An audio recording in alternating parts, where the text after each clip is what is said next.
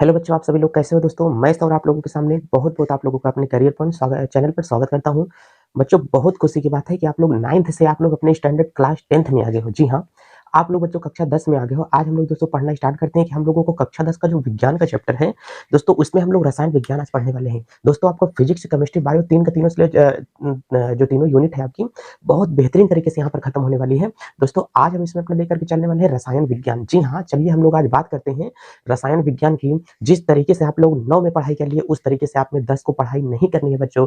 मेहनत करनी पड़ेगी। आपकी ये जो मार्कशीट है, पूरे लाइफ टाइम आपका जो परसेंटेज यहाँ से जो बताने वाला है, पूरी जिंदगी आजीवन आपके साथ में रहेगा। अगर आपको पता चल जाता है कि आपके करियर में सबसे बड़ा इंपॉर्टेंट रोल निभाने वाला ये हमारे पास में कक्षा 10 की मार्कशीट है। दोस्तों, कागज बहुत ज्यादा आप लोगों के लिए ये मार्कशीटें जरूरी हैं।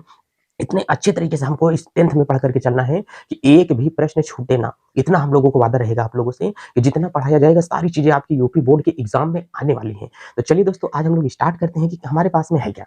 दोस्तों, जरा कुछ बच्चे नए होंगे जिनको नहीं समझ में आता होगा, हम उनके लिए यहाँ पर लेकर के चल रहे हैं कि कक्षा 10 में हमारे पास में है क्या एक्चुअली में। दोस्तों, आप लोगों को पता है कि कक्षा 10 में आप लोगों का एक विषय है दोस्तों, जिसे हम लोग विज्ञान कहते हैं। जी हाँ, विज्ञान के अंतर्गत दोस्तों आप लोगों के अंदर 3 चीजें आप लोगों को पढ़नी पड़ेंगी। इसका मतलब मैं पहले बता देता हूँ कि हमारे पास में जो विज्ञान के अंतर्गत 3 चीजें हमको पढ़ने वाली हैं। एक तो हमारे पास में दोस्तों ये विज्ञान हमारे पास में क्या होगा, अपना सब्जेक्ट है। इस सब्जेक्ट में दोस्तों हमको 3 चीजें पढ़ करके चलनी है। इसका मतलब एक तो यहाँ पर 3 चीजें हमको जो पढ़नी है। एक तो हमको यहाँ से पढ़ना पड़ेगा दोस्तों, क्या होगा, भौतिक विज्ञान हमारे पास में दे करके रखा है। तो हमें जानकारी हो जाएगी कक्षा 10 में भौतिक विज्ञान क्या होता है। और दूसरा हम लोगों के पास में जो यहाँ से है दोस्तों, ये क्या है, रसायन विज्ञान है।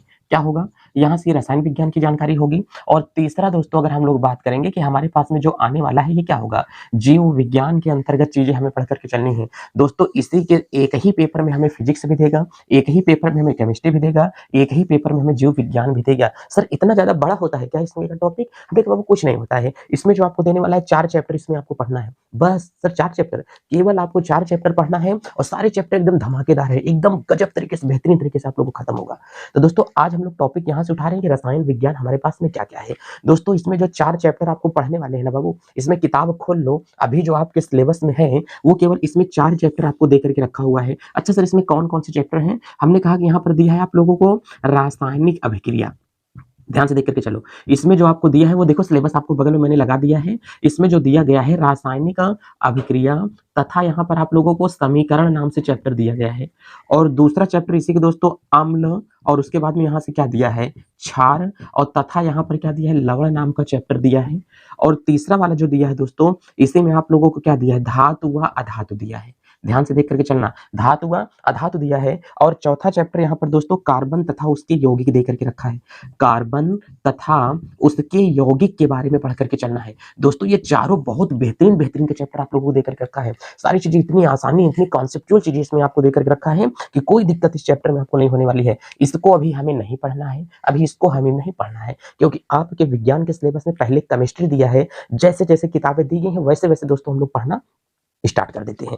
तो चलिए दोस्तों, देरी न करते हुए चीजों को हम लोग यहाँ से समझते हैं कि रसायन विज्ञान एक्चुअली में हमारे पास में क्या होता है, रसायन विज्ञान किसे कहा जाता है। ठीक है, और इस चैप्टर के अंतर्गत हमारे पास में जो भी चीजें आई हैं बच्चा, उसको हम लोग अच्छे तरीके से सीख करके चलने वाले हैं। ठीक है, तो रसायन विज्ञान हम लोग यहाँ से देख करके चलते हैं कि हमारे पास में रसायन विज्ञान है क्या। ठीक है, चलिए दोस्तों, तो रसायन विज्ञान के अंतर्गत जो दोस्तों पहला चैप्टर हमारे पास में देख करके रखा है, रासायनिक अभिक्रिया तथा समीकरण। चैप्टर आप लोगों को दिख रहा है कि रासायनिक अभिक्रिया तथा रासायनिक समीकरण जो हम लोगों को देकर के रखा है, ये एक्चुअली में होता क्या है।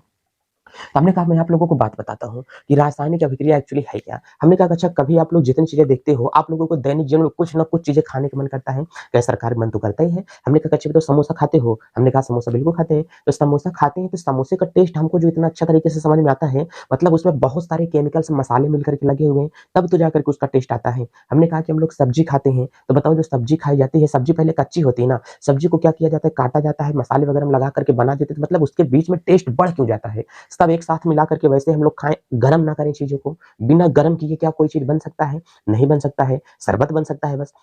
तो इसका मतलब गरम क्यों करते हैं? तो हमने कहा कि उन सब चीजों को मिला करके थोड़ी देर रख दिया जाता है, वे आपस में अभिक्रिया करते हैं। क्या करते हैं? अभिक्रिया करते हैं। तो अभिक्रिया करने के बाद में उसका रंग, रूप, गुण और स्वाद भी क्या होता है, बदल जाता है। तो कह सकते हैं इसका मतलब जो सब्जी बनने में जो प्रोसेस हुआ है, उसमें रासायनिक अभिक्रिया हुई है। क्या हुआ है? रासायनिक अभिक्रिया हुई है। कहे सरकार बहुत सही बात है। तो अब हमने कहा कि अच्छा ये बताओ, रसायन विज्ञान की ही अगर बात कही जाएगी तो इसका मतलब एक चीज़ तो समझ में आ गया कि रासायनिक अभिक्रिया अगर कहीं पर होगी तो स्वाद ज़रूर बदल करके जाएगा। हमने कहा समोसा ही आपको खाना है, तो समोसा अगर आपको खाना है तो मैदा ले लो, उसको वैसे खा लो, मसाला ले लो वैसे खा लो, तो वैसे क्या आपको स्वाद मिलेगा? जो गरम करने के बाद में स्वाद मिलता है, नहीं मिलेगा ना। चीज़ों को मिलाने के बाद में गरम कर दिया जाता है तो जो हमको स्वाद मिलता है, वो स्वाद हमको नहीं मिल पाता है।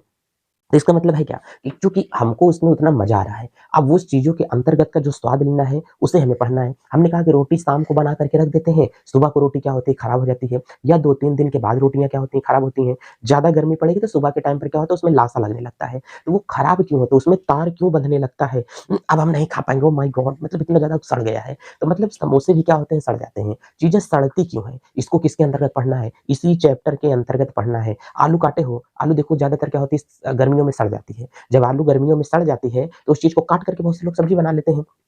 जितने किसान भाई लोग होते हैं, सभी लोगों क्या ये चीज होता है, अगर आलू बहुत ज्यादा इफरात जिसके घर में होती है तो कुछ लोग क्या करते हैं, चलो जो अच्छी अच्छी आलू है उसे छाट करके मार्केट में बेच देते हैं, जो थोड़ा कटी है फटी है खराब है उसको चाकू से काट कर निकाल करके बना करके खा जाते हैं। ये किसानों के घर में तो ऐसा ही होता है।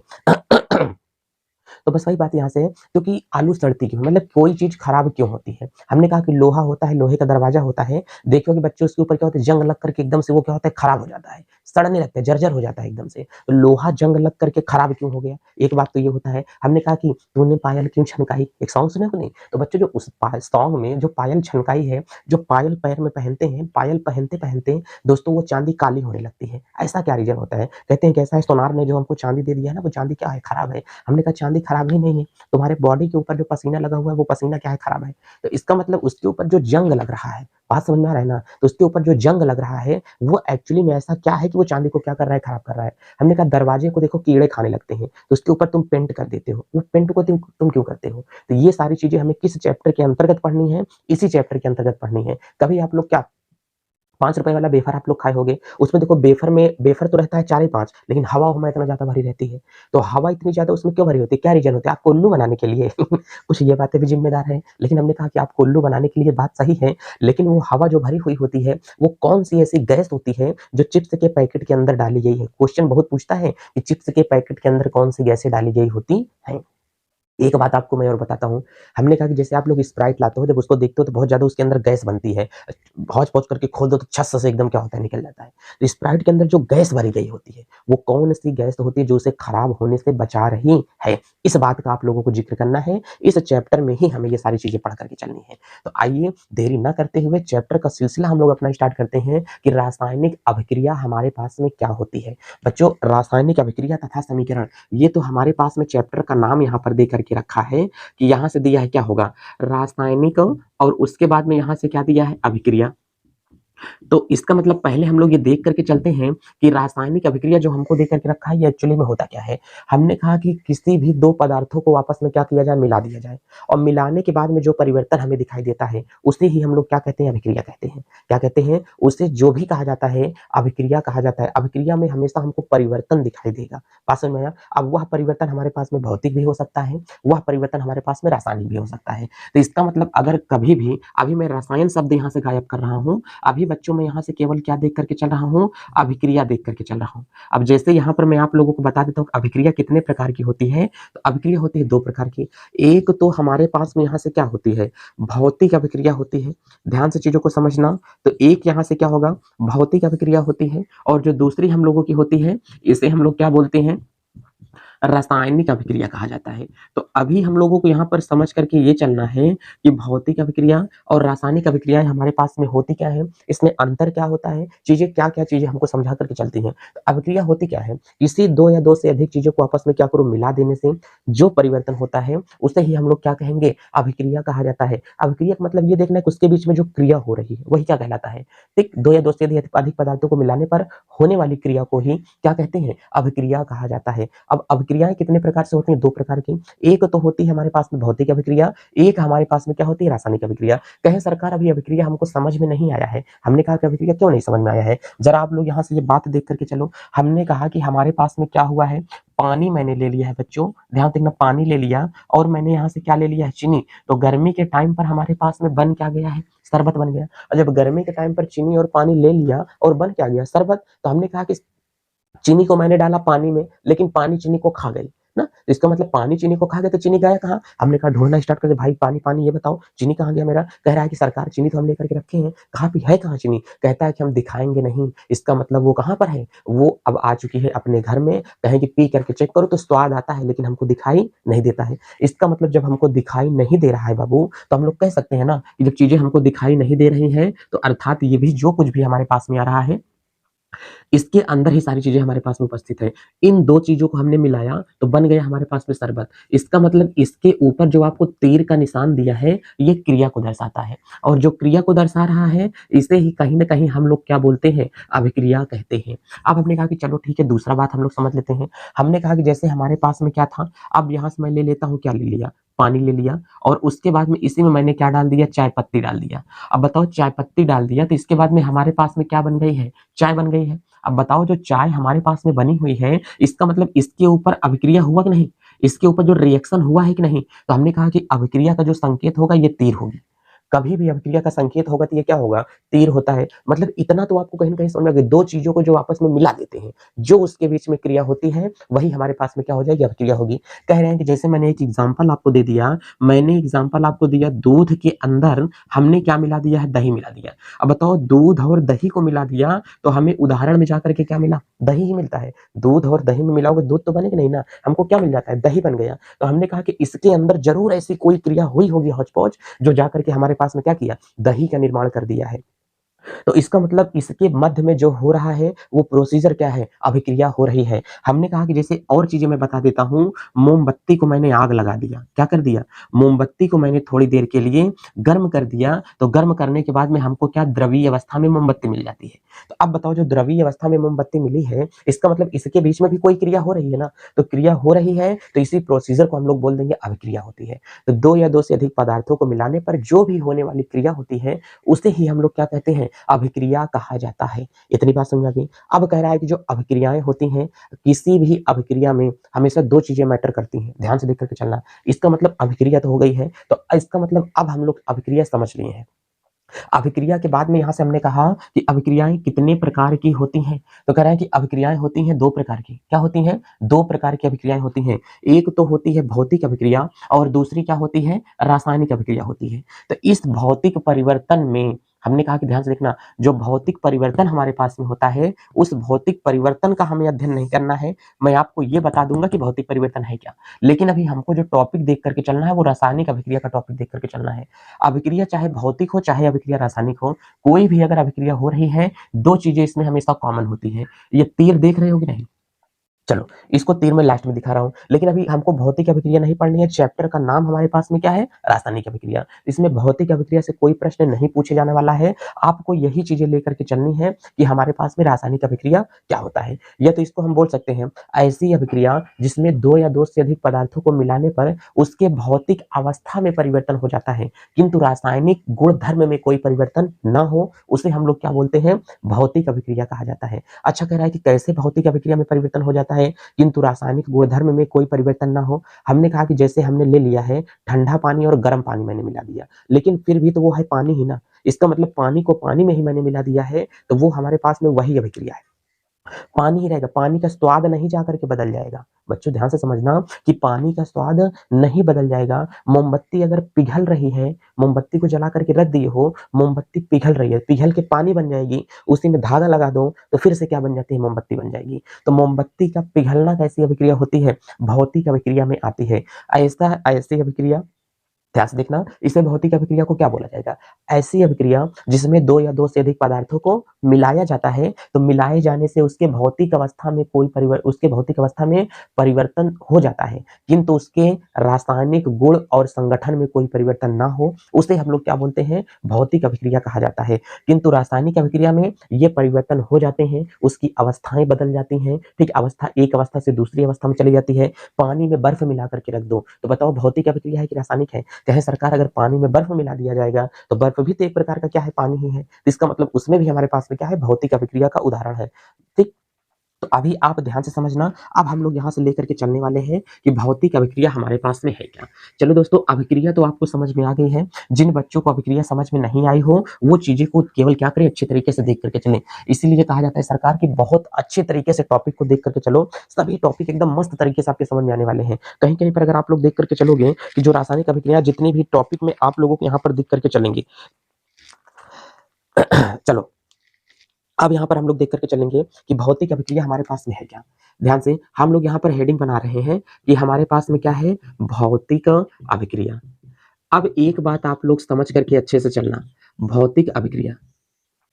अभी आप लोग एक बात समझो, अगर यहाँ पर मैं कोई तीर बना करके रख दूंगा तो जो तीर होता है वो किसको बताता है, कि अभिक्रिया होने की दिशा को दर्शाता है, कि अभिक्रिया की दशा को दर्शाता है कि अभिक्रिया हो रही है कि नहीं। अगर मान लो मैंने यहाँ से क्या लिख दिया, पानी लिख दिया, और प्लस मैंने यहाँ से क्या लिख दिया, चीनी लिख दिया, और फिर बराबर मैं यहीं पर क्या लिख देता हूँ, शरबत लिख देता हूँ, तो ये अभिक्रिया को नहीं दर्शाएगा। अभिक्रिया को दर्शाने के लिए बीच में वो क्या लगाना पड़ेगा, तीर लगाना ही पड़ेगा, तीर हमें दिखाना ही पड़ेगा। तो इसी के मतलब इस टॉपिक को हमें अच्छे से देख करके चलना है। इसका मतलब ध्यान से देखो, जो तीर लगा हुआ है इसके पहले बाबू हमारे पास में क्या था, पानी था, और इसके बाद में हमारे पास में क्या थी, चीनी थी। अब यहाँ पर हम लोग बात चले गए तो हमारे पास में जाकर के क्या बन गया, शरबत बन जाता है। इसका मतलब यहाँ पर ये हम लोग दर्शा सकते हैं, ये चीजें इसमें दिखाई जा सकती हैं कि ये जो हमारे पास में तीर है, ये तीर किसको दर्शाता है, अभिक्रिया को दर्शाने लगा है। बोलो, इतनी बात आपको समझ में आ गई है, क्या समझ में आ गई है। चलो, तो इसका मतलब हम लोग इस टॉपिक को यहाँ से क्या करते हैं, खत्म करते हैं अभी।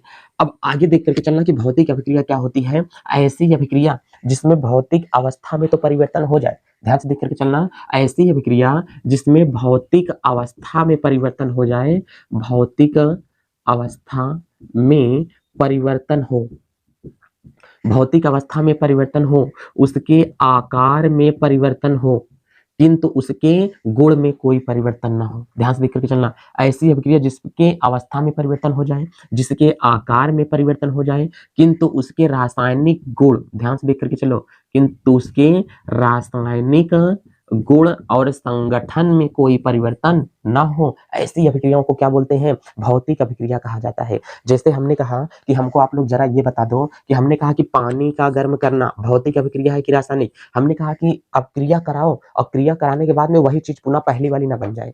अगर पानी ठंडा था, पानी को गर्म किया तो पानी फिर से तो ठंडा हो जाएगा ना। क्या पानी का स्वाद बदल गया पानी गर्म करने पर, बताओ, क्या पानी का स्वाद बदल गया, क्या पानी का रंग बदल गया गर्म करने के बाद में, नहीं। जब ये सारी चीजें नहीं हुई हैं तो वो भौतिक अभिक्रिया है। हमने कहा कि ये हमारे पास में मार्कर है, इसको मैं हाथ में रगड़ करके गर्म कर दूं, चाहे जो कर डालूं, इसका मतलब ये भौतिक अभिक्रिया। तोड़ डालूंगा तो भी ये प्लास्टिक ही रहेगी, मैं हाथ से तोड़ डालूं, कुछ भी कर डालूं। भौतिक का मतलब क्या होता है, इसके आकार, आकृति, गुण में कोई परिवर्तन ना हो। ध्यान देखो, हमने कहा कि इसके आकार में कोई परिवर्तन ना हो। अगर इसको मैं कार्बन लगा दूंगा, काला काला कर दूंगा, आग में लगा दूंगा तो ये पिघल जाएगा, काला हो जाएगा, राख बचेगी, तो ये भौतिक अभिक्रिया नहीं है। तोड़ डालूंगा, आरी से काटूंगा, कूच डालूंगा, लेकिन रहेगी वो प्लास्टिक ही रहेगी, प्लास्टिक छोड़ के कोई दूसरी चीज नहीं बन जाएगी।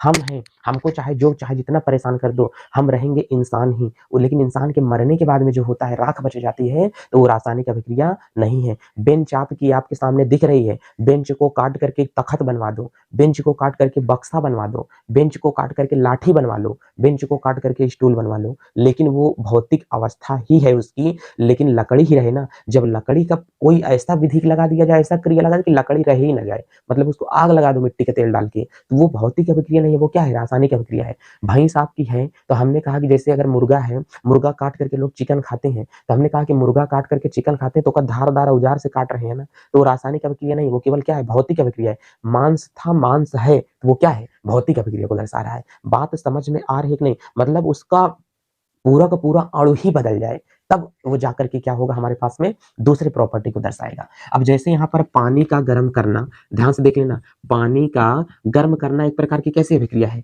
भौतिक अभिक्रिया को दर्शाता है। अब दूसरा अगर हमने कहा बर्फ का पिघलना, ध्यान से देख करके चलना बाबू, बर्फ का पिघलना जो होता है ये कैसी अभिक्रिया को दर्शाता है, तो हमने कहा कि बर्फ का पिघलना ये भौतिक अभिक्रिया को दर्शाता है। हमने कहा कि वाष्प को ठंडा करके पानी बना दिया, ध्यान से देखो, वाष्प का ठंडा होना, तो कहा कि वाष्प का ठंडा होना ये एक प्रकार की कैसी अभिक्रिया है, भौतिक अभिक्रिया है। और यहीं पर एक हमको दे रहा है मोमबत्ती का पिघलना, ध्यान से देखना, मोमबत्ती का पिघलना। अब बताओ जो मोमबत्ती का पिघलना यहाँ पर हमको दे करके रखा है, ये भौतिक अभिक्रिया को दर्शा रहा है कि रासायनिक अभिक्रिया को दर्शा रहा है? कहें कि ओ माय गॉड, मोमबत्ती का पिघलना। कहें हाँ, कहें कि कई कई किताबें सर कहती हैं कि मोमबत्ती का पिघलना रासायनिक अभिक्रिया होता है। बताओ ना, मोमबत्ती का पिघलना क्या होता है? तो मोमबत्ती का पिघलना रासायनिक अभिक्रिया होता है। लेकिन क्वेश्चन ध्यान से देखो, कहीं पर सिंस देगा मोमबत्ती का जलना और सिंस दे देगा मोमबत्ती का पिघलना। अगर दे रहा है मोमबत्ती का पिघलना, तब उस दशा में वो होगा भौतिक अभिक्रिया के अंतर्गत। और मोमबत्ती का जलना दे देगा तो मोमबत्ती जल करके चली गई, धागा नहीं बचा उसमें, वो एनर्जी नहीं बची उसके पास में। जब वो एनर्जी नहीं लौटा सकते हैं तो इसका मतलब वो कौन सी चीज होती है हमारे पास में? भौतिक अभिक्रिया का उदाहरण है। ये अभी भौतिक अभिक्रिया के अंतर्गत मैं आपको दिखा रहा हूं कि पानी का गर्म करना, बर्फ का पिघलना, वाष्प का ठंडा होना और मोमबत्ती का क्या करना? पिघलना। मैंने जलना नहीं लिखा है, इस शब्द को बाबू यहाँ पर ध्यान से देख लेना। मैंने यहाँ पर जलना नहीं लिखा है। जब मैंने यहाँ पर जलना नहीं लिखा है तो आपको भी जलना नहीं है, आपको भी फालतू में परेशान नहीं होना है, चीजों के पीछे आपको भी फालतू में दिमाग नहीं लगा करके चलना है, ठीक है। अब जैसे हमने कहा कि बहुत सारी चीजें हम लोग यहाँ पर देख लेते हैं कि और हमारे पास में यहाँ पर क्या होता है। अच्छा, बर्फ का पिघलना मैंने लिख दिया है ना, हाँ, ये सारी चीजें इतनी हो गई है। तो ऐसे जिसके भौतिक अवस्था में परिवर्तन, आकार गुण आकृति में परिवर्तन हो जाए किंतु उसके रंग रूप गुण में कोई परिवर्तन न हो, रासायनिक गुण में कोई परिवर्तन ना हो, तब तो उसे हम लोग क्या कहते हैं? भौतिक अभिक्रिया कहा जाता है। एक बात आप लोगों को अच्छे तरीके से क्लियर हो गई कि भौतिक अभिक्रिया हमारे पास में क्या होता है और भौतिक अभिक्रिया कितने प्रकार की होती है। अब प्रकार हमसे इसमें कुछ नहीं पूछ करके चलेगा, इसको बाबू हम लोग यहाँ पर क्या करते हैं? मिटाते हैं। चलो अच्छा, हमको एक बात बताओ, तो भौतिक अभिक्रिया आप लोग पहचान सकते हो कि नहीं? भौतिक अभिक्रिया हमारे पास में क्या होती है? हमने कहा कि कागज का फाड़ना, कागज का फटना, ये भौतिक अभिक्रिया है कि रासायनिक अभिक्रिया है? हमने कहा कि हम लोग कागज ले लेते हैं ना, तो कागज को पकड़ करके हम लोग क्या करेंगे? फाड़ देंगे। यही आप लोग देखो, लेकिन हमने, चलो यही आपके सामने ही मैं बता देता हूँ, आपको तो हो सकता है दिखता नहीं हो। ये देखो हमारे पास में क्या है? पॉलीथीन है।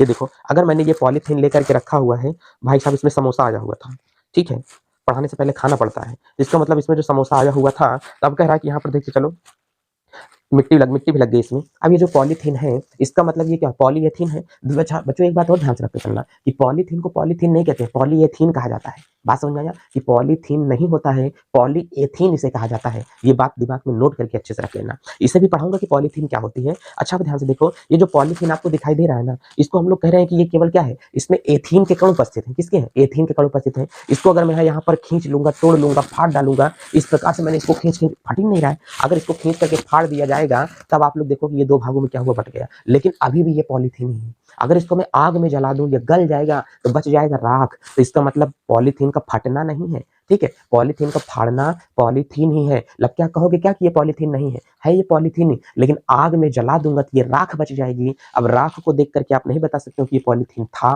कि पॉलीथीन नहीं था। इसका मतलब उसके रंग में परिवर्तन हो गया, उसके रासायनिक गुण में परिवर्तन हो गया है ना, अवस्था एक अवस्था से दूसरी अवस्था में चली गई है। तो इसका मतलब हम लोग कह सकते हैं कि ये हमारे पास में किसको दर्शा देते हैं? अभी भौतिक गुण को दर्शा रहा है। काटने, फाटने या तोड़ने के बाद में वह चीज वही वही रह जाती है, तब वो हमारे पास में क्या होता है? भौतिक अभिक्रिया होता है। लेकिन काटने फटने के बाद में चीज अलग हो जाए, हमने कहा दूध का फटना, दूध का फटना, तो बताओ दूध का फटना क्या है? दूध जब पहले सही रहता है तो पीने में सही लगता है, लेकिन फटने के बाद में दूध खट्टा लगने लगता है, तो दूध का स्वाद तो बदल गया ना, तो होता है भौतिक अभिक्रिया। क्या होता है? भौतिक अभिक्रिया। कहे इसका मतलब है कि अभिक्रिया हो अगर स्वाद वही का वही आ रहा है, स्वाद में परिवर्तन नहीं हुआ है, तो भौतिक अभिक्रिया। हमने कहा बिल्कुल सही, वही मान लो कि भौतिक अभिक्रिया होता है। तो अब हम लोग देखते हैं थोड़ा सा रासायनिक अभिक्रिया, कि हमारे पास में जो रासायनिक अभिक्रिया होता है वो हमारे पास में क्या होता है। अब कह रहा है कि रासायनिक अभिक्रिया के अंतर्गत अगर हम लोग देख करके चलेंगे कि हेडिंग नंबर हमारे पास में 2 चल रही है, और हेडिंग नंबर 2 में यहाँ पर हम लोग देख करके चल रहे हैं कि रासायनिक, और उसके बाद में यही से हम लोग देखेंगे अभिक्रिया। ध्यान से देख करके चलना बाबू, ये हमारे पास में क्या चल रही है? रासायनिक अभिक्रिया यहाँ से टॉपिक चल रहा है। इसका मतलब रासायनिक अभिक्रिया अगर यहाँ से हमारे पास में चल रहा है, ऐसी अभिक्रिया जिसमें 2 या 2 से अधिक पदार्थों को मिलाया जाए, उसके रासायनिक गुण और रासायनिक संगठन में परिवर्तन हो जाए, उसे हम लोग क्या कहते हैं? रासायनिक अभिक्रिया कहते हैं। ठीक, अब हमने कहा कि रासायनिक अभिक्रिया का उदाहरण हमारे पास में क्या हो सकता है? ऐसी अभिक्रिया जिसमें अब पदार्थों के मिलने के बाद में उसके गुण में परिवर्तन हो जाए, रासायनिक गुण में परिवर्तन हो जाए, उसके स्वाद में परिवर्तन हो जाए, उसके रंग में परिवर्तन हो जाए, उसकी अवस्था में परिवर्तन हो जाए, तो चीजें हमारे पास में क्या कहलाती हैं? रासायनिक अभिक्रिया कहलाती हैं। 2 या 2 से अधिक पदार्थों को मिलाने पर उनके रासायनिक गुण और संगठन में परिवर्तन हो जाता है। इसी अभिक्रिया को ही क्या कहते हैं, रासायनिक अभिक्रिया कहा जाता है। हमने कहा कि चलो एक बात मैं तुमको बता देता हूँ, कहें क्या बताएं, हमने कहा कि यही जो हमारे पास में पॉलीथीन है, अच्छा ये पॉलीथीन में हम लोग आग लगा देंगे, क्या लगा देंगे, पॉलीथीन में आग लगा देंगे, तब ये भौतिक अभिक्रिया होगी कि रासायनिक होगी। हमने कहा कि अभी ये पॉलीथीन दिखाई दे रहा है, आग लगाने के बाद में केवल ये राख बच जाएगी। जब ये राख बच जाएगी ना तो पहचान नहीं पाओगी कि ये हमारे पास में क्या होता है, भौतिक अभिक्रिया है कि रासायनिक अभिक्रिया है। तो मैं जो मुख से बोलता हूँ बच्चों उसको आप लोग चीजों को लिखा करो। तो हमने कहा कि आग का लगना, ध्यान से देख करके चलो, आग का लगना एक प्रकार की रासायनिक अभिक्रिया है। आग का लगना रासायनिक अभिक्रिया है। चलो अब हमने कहा कि जैसे ये बताओ, लोहे को गला कर देते हैं, सोने को गला दिया जाए, जब चीज गर्म या ठंडा करने के बाद में वही की वही रह जाती है तो भौतिक अभिक्रिया होता है। लोहे को गर्म कर देते हैं और गर्म करने के बाद में का लोहा ठंडा नहीं होगा, तो भौतिक अभिक्रिया है कि रासायनिक है, लोहा बदल के दूसरा कुछ बन जाए, तो इसका मतलब वो भौतिक अभिक्रिया है, रासायनिक अभिक्रिया नहीं है। लोहा गर्म होने के बाद में लाल हो जाता है, रंग हो जाता है, लेकिन वो रहता किसके अंतर्गत है, भौतिक अभिक्रिया के ही अंतर्गत रहता है। ठीक, आग का लगना, तो हमने कहा कि ये एक प्रकार की क्या है, रासायनिक अभिक्रिया को दर्शाएगा। हमने कहा कि किसी चीज का जलना, ध्यान से देख करके चलना। पहला मैंने यहाँ पर कहा कि कागज का जलना, अब कागज का जलना मैंने बोल दिया तो कागज के लिए मत रखना, कोई भी चीज का जलना, कागज का जलना। तो बाबू कागज का जलना एक प्रकार की कैसी अभिक्रिया है, रासायनिक अभिक्रिया है। जो कागज जलने के बाद में राख बन जाता है, अब वो कागज नहीं रह गया है। अब कागज को जलाकर राख को कुछ ठंडा करके कागज बना लो तो बात की बात है, नहीं बनेगा कागज ना। तो इसका मतलब ये हमारे पास में क्या होता है, रासायनिक अभिक्रिया है। हमने कहा कि मोमबत्ती का जलना, ध्यान से देख करके चलना, मोमबत्ती का जलना। अब मोमबत्ती का जलना यहाँ पर जो आपको दिया है, थोड़ा सफा कर देता हूँ, मोमबत्ती का जलना, मोमबत्ती का जलना। अब देखो मोमबत्ती के जलना एक प्रकार की रासायनिक अभिक्रिया है कि नहीं। अब तीसरा वाला अगर यहाँ पर हम लोग बता देते हैं कि मोमबत्ती का जलना हो गया, दूध का फटना हो गया। ध्यान देखो, दूध का फटना हो जाता है बच्चों। तो दूध का फटना कैसी अभिक्रिया है, देखो दूध के फटने के कारण हमने कहा कि दूध फट गया। अब फटे हुए दूध से दूध नहीं बनाया जा सकता है, तो इसका मतलब वो हमारे पास में क्या होता है, भौतिक अभिक्रिया को हमारे पास में दर्शा रहा है। चाय का बनना भौतिक अभिक्रिया है कि रासायनिक है, पहले पानी था, चीनी था, दूध था, स्वाद अलग अलग था, मिल करके एक तीसरा चीज बन गया। इसका मतलब मिल करके जब तीसरा चीज बन जाता है तो उसे हम लोग क्या कहते हैं, बहुत रासायनिक अभिक्रिया कहा जाता है। चौथे में हमने कहा कि चाय का बनना। अब बताओ जो चाय का बनना यहाँ पर लिखा गया है ये कैसी अभिक्रिया है, रासायनिक अभिक्रिया को दर्शाता है। अगर पांचवें वाले की हम लोग बात करेंगे तो पांचवा वाला हमारे पास में क्या होता है, हमने कहा कि पांचवें वाले में अगर यहाँ पर देख लेते हैं, दूध से दही बनना, ध्यान से देखना, दूध से दही का बनना। अब बताओ बच्चों यहाँ से जो दूध से दही का बनना हमको दिखाई दे रहा है ये कैसी अभिक्रिया को दर्शा रहा है, यानी कि दूध से दही बन गया है, इसका मतलब दूध से दही तो बन गया है। अब हमने कहा कि दही से दूध नहीं बना सकते हैं, इसका मतलब ये कैसी अभिक्रिया है, ये भौतिक अभिक्रिया को नहीं दर्शाता, रासायनिक अभिक्रिया को दर्शा रहा है। सरकार समझ में आ रहा है कि नहीं, ध्यान से समझते चलना। आप लोग रासायनिक अभिक्रिया को कुछ इस